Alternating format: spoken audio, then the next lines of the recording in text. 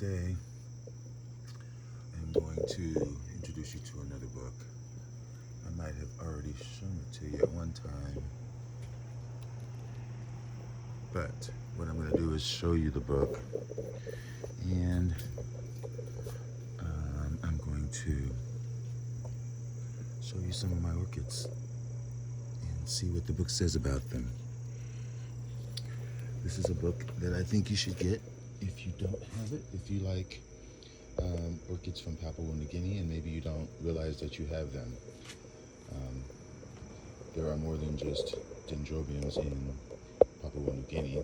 So I am going to, and this is made by Andrea Millar, I believe, but I'm just going to flip through here. Now the first one is the genus Flickingeria. Now, you know I have a Flickingeria. Flickingerias, like, their habitat is lowland forests, epiphytic on trees, near watercourses and creeks. Reaching out for the sun, sometimes pendulous. The flowers are very short-lasting, but I like it, and I have a Flickingeria. And let me show you. These like watered every day, sometimes more than once, or else they will not survive. And this is the Flickingeria that I have, which is Investifolia. And I just noticed recently that it is starting to give me some growths. That's not a growth, but that's a growth right there. Right there's a growth. And that's not really a growth. But I think that I saw one along the cane here. The growths can be produced from the base, or they can be produced along the old canes. So it is branches a lot, and you can get you can propagate it pretty easily as long as you keep it moist. As I said, it gets little bitty star-shaped flowers. There is no fragrance. I like it. Wish I could find more of those. But like I said, they're difficult to keep moist like they like. Now the next thing out of this book that I have is by Falke. I have several of these Laturias, but the one that I want to focus on today is by Falke, which is most common of the Laturias, from lowlands to the islands and large trees in the savannas. And this is a picture of the flower, which is definitely pretty. So by Falke, it's saying the pseudobulbs are variable, lovely color form. It's talking about crossing it, but it more or less likes dry, it can take dry conditions, and it can be lithophytic at times. It does like extremes. It likes to be wet when it's growing, and in the winter it can stand to go through long periods where it's not being watered at all, where it's not receiving any moisture. And my bifalcate is right here, and it is putting up a new growth from the base. Bifalcate. This has not bloomed yet for me. I've had it for maybe a year or two. But anyway, that's my Bifalcate. Let's keep moving. Alright. So, here's another book, another species, and of course, Cantaliculatum. And the flowers for Cantaliculatum.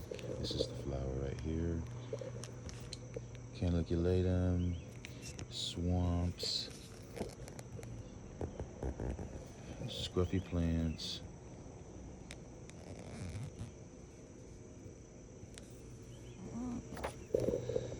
Okay, then Cantaliculatum is a antelope species from swamp. It is a lithophytic species, very fragrant, long-lasting flowers. Does like somewhat less in the winter, but it grows near swamps, likes heat. Little flowers you can see with endearing sweet scent, and a very pleasing little antelope. Stays really small and tiny. And my canaliculum, I have two of them, and one is here, which is the one that blooms for me really nice. Actually, both of them have bloomed, but you see this is kept in this where it keeps some water in the base, so there's always a supply to the roots, so that the roots are never allowed to dry out. You can see it's giving me some growths. It is just potted up in some leca and perlite and some charcoal, but doing well in this dappled light situation. Whereas my other over here that is older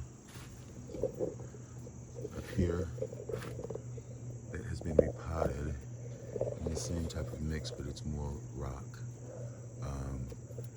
Does have some growths coming up, but struggles a little bit more. Hasn't bloomed for a while, but still very worthwhile orchid to have in your collection, as I would say. Boy, the fragrance in here is intense. Okay, so the next tier is Bulbophyllum macranthum, which is in the Stenochymus section of Bulbophyllum. Here's the flower of it. Very pleasing flower. Very tiny flower, but packs a punch in the fragrance. So, epiphytic on trees. Rhizome is strong and woody. So you can see I guess that's woody. Persistent sheath with fibrae. I guess I'd never heard of this as far as if you sharp cut it every 6 or so pseudobulbs, it will develop into a specimen. I didn't know that. But the flowers are very beautiful. They're spotted and striped, and I think that they're very pleasing. And that's the flower. I do have the plant, of course, and it is in the cage and some shade. It gets pretty much shade year round, but in the afternoon or the late evening when it is sunny, it will get some sun from the west. Now, this is my plant. I mounted it on this log. It's been a few, maybe 2 years, or maybe it was last year. And I really have not seen much movement. You can see what they meant by the rhizome, and usually this is where the flower spikes come up from, the rhizome, just popping up from anywhere along the rhizome. But I think that there are roots there, and this week I finally noticed a new growth happening. So that is really, really, really a good thing, because I've waited so long for that to do something. This has previously bloomed, this plant, and as I said, it's watermelon fragrant, and that's that. It does like to grow horizontally as opposed to vertically. Just a tip. And I've got one more in this book, I do believe.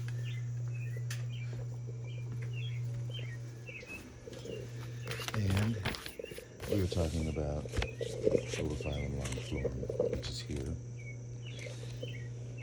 Rainforest species found in many parts of Papua New Guinea, epiphytic on trees, open forests, watercourses, which explains why it would be called a rainforest species. Inflorescence is on a slender stem, flowers radiating from the tip. Labellum are purple, and that's one example of the flower. There are many, many different forms of longiflorum, and I do happen to have one that is blooming right now. Let me show you this real quick. And here we go.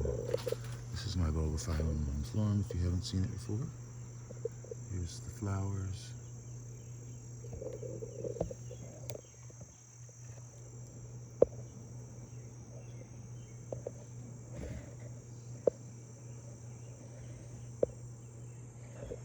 If it would care to focus. But there is not such a bad fragrance, but I wouldn't say it's good either.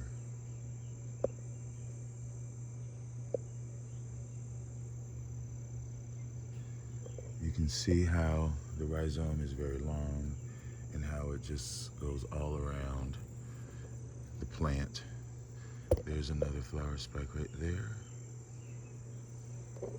And yeah, really nice plant. Really nice plant. And the rhizomes are so long that when they get so long, all you have to do basically is continue just to wrap it around and it'll eventually hold on. Again, very nice flower.